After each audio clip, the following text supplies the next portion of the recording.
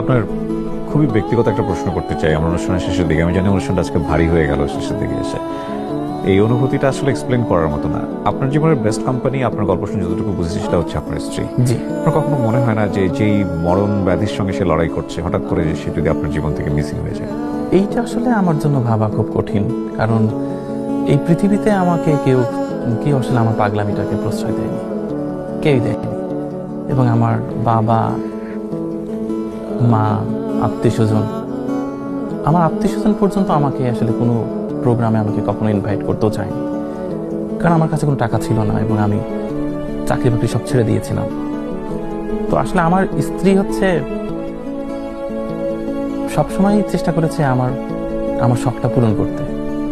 শখটা পূরণ করতে বলতে কি, ও চেয়েছে আমি যেন সবসময় আমি প্রকৃতির সাথে থাকি এবং বদলে না যাই।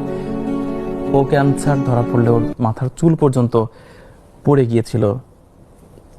এরপর হচ্ছে ওর চেহারাটা অনেকটা বিবর্ণ হয়ে গেছিল, যদিও খুব সুন্দর একটা মানুষ আমার দৃষ্টিতে এবং সত্যিও সুন্দর। তবু আমি ওর সাথে থেকেছি এবং আমি ওকে বলেছি, দেখো, প্রেয়সী কখনো কুৎসিত হয় না, প্রেয়সী সবসময় সুন্দর থাকে, তুমি আমার চোখে সবসময় সুন্দর।